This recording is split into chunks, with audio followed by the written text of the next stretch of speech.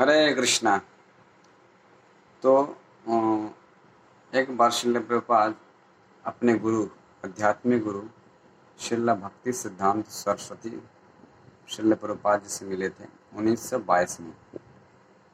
तो 1922 में पहली बार मुलाकात हुई थी उनको। ऐसे श्रील प्रभुपाद जी, ऐसे भक्ति वेदांत स्वामी प्रभुपाद बहुत से साधुओं से मिल चुके थे, लेकिन उसमें कोई इंटरेस्ट नहीं था।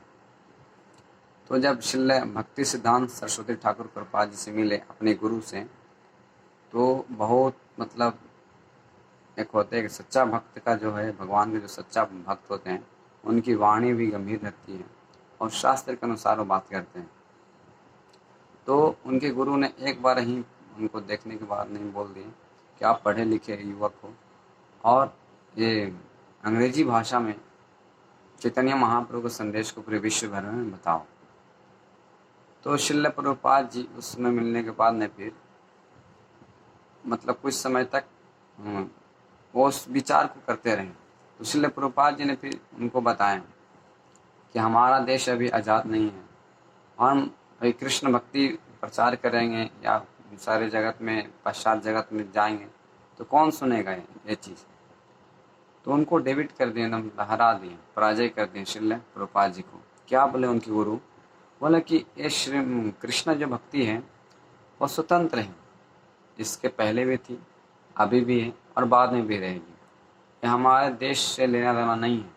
भारत में कोई भी स्वतंत्र कोई भी राज्य करे या कुछ भी जो हो रहा है, लेकिन कृष्ण भक्ति से रुक नहीं सकती है, क्योंकि कृष्ण भक्ति स्वतंत्र रूप से है। क्योंकि भगवान स्वतंत्र है, उनकी भक्ति भी स्वतंत्र है और भक्त भी स्वतंत्र रहते हैं, क्योंकि वो दैवी प्रकृति में आश्रित है और दैविक गुण में रहते हैं। तो ये तीन चीज़ जो है स्वतंत्र रूप से रहते हैं। तो श्रील प्रभुपाद जी उस समय से उनके मन में चलते रहा और बुद्धि लगाते रहे। तो कुछ सालों के बाद श्रील प्रभुपाद जी दीक्षा ग्रहण करने के बाद ने फिर वो ये चीज़ उनको फिर बताएं कि इस जगत में, पूरे पश्चात जगत में जाओ, अंग्रेजी भाषा जानते हो और इसको प्रचार करो। तो श्रील प्रभुपाद जी ने बुद्धि लगाकर और उनके मन में हमेशा चलते रहता था कि हमारे आध्यात्मिक गुरु ने संदेश दिए हैं, मुझे ऑर्डर दिए हैं किस जगत में पूरे कृष्ण भक्ति का प्रचार करनी चाहिए। तो उसमें बुद्धि लगा रहे थे और उस भावना में थे कि कैसे इस कार्य को करूं, अपने गुरु को कैसे प्रसन्न करूं। क्योंकि गुरु प्रसन्न हो जाते हैं तो भगवान भी प्रसन्न हो जाते हैं। जैसे श्री विश्वनाथ चक्रवर्ती ठाकुर कृष्ण के महान भक्त थे, वो बताते हैं कि यस्य प्रसाद भगवत प्रसादो यस्य अप्रसाद न गति कुतोपि। जब आध्यात्मिक गुरु अप्रसन्न होते हैं तो कृष्ण भी अप्रसन्न रहते हैं, और जब कृष्ण गुरु प्रसन्न हो जाते हैं तो भगवान भी प्रसन्न हो जाते हैं। तो हमारा जीवन लक्ष्य है भगवान के जो भक्त हैं, गुरु होते हैं, उनको प्रसन्न करने से भगवान प्रसन्न हो जाते हैं। क्योंकि भगवान जो शुद्ध भक्त होते हैं वो भगवान के ही अंतर्गत, वो हमेशा उनके अनुसार ही जीवन यापन करते हैं, शास्त्र के अनुसार। तो एक शुद्ध भक्त को प्रसन्न कर देते हैं तो भगवान भी प्रसन्न हो जाते हैं। तो हमेशा मन में वही चलते रहता था उनके मन में, श्रील प्रभुपाद जी की बुद्धि लगाते थे कि हमारे गुरु ने बताए हैं कि इंग्लिश भाषा में सारे दुनिया में प्रचार करने के लिए, पश्चात जगत में प्रचार करने के लिए।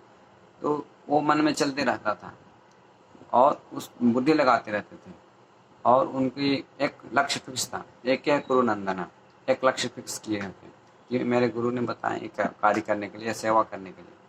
तो सेवा में हमेशा मग्न थे। तो एक कार्य करके आए, पूरे विश्व भर में देख सकते हैं कि कृष्ण भक्ति पूरे विश्व भर में आई प्रचार है। उससे करने से क्या हुआ, जब गुरु प्रसन्न हुए तो हम शाश्वत रूप से शांति और अभय रूप से रह सकते हैं इस जगत में और इस जगत के बाद भी लोगों। लेकिन जो कृष्ण भक्ति नहीं कर रहे हैं उनको क्या होगा फिर?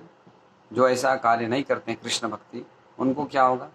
न उनका मन स्थिर रहेगा, न शांति मिलेगी, न सुख होगा।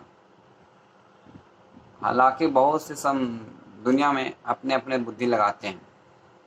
जैसे एक साइंटिस्ट ने क्या किया, जो बादल होते हैं ना, बादल, उसको अपने इच्छा अनुसार बारिश बरसाने के लिए सोच रहा था। सोचता था कि इधर बादल है तो इसको हम किसी केमिकल डालकर हेलीकॉप्टर से अपने बुद्धि लगाकर इसको बारिश बरसाने के लिए सोच रहा था। तो इस तरह से बुद्धि लगा रहे थे, लेकिन क्या हुआ, जब उस केमिकल डालने लगा उसमें, तो बारिश वहाँ ना बरसे, दूसरा जगह बरसने लगी। तो ऐसा बुद्धि लगाते हैं उन लोग। तो हम बुद्धि अपने मन से लगा सकते हैं, लेकिन प्रकृति द्वारा हमारे बुद्धि को और हमारे काम को असफल कर देती है। इसलिए जितना हो सकता है उतना हम बुद्धि लगाते हैं, लेकिन ये याद रखना चाहिए कि हम अपनी बुद्धि को हमेशा सफल नहीं हो सकते। लेकिन कृष्ण की सेवा के लिए कृष्ण भावना भावित होकर हम करेंगे तो पूर्ण रूप से हमारा जीवन सफल होगा। नहीं तो जो कृष्ण भक्ति नहीं करते हैं उनको हमेशा दुखमय जीवन यापन करना पड़ेगा और हमेशा उनका मन चंचल रहेगा। तो इस तरह से हमको इस जगत में आपको कृष्ण भक्ति करेंगे तो ये सब चीज़ें आप शाश्वत रूप से शांतिमय और आराम से भगवान के धाम जा सकते हैं। ठीक है, हरे कृष्ण।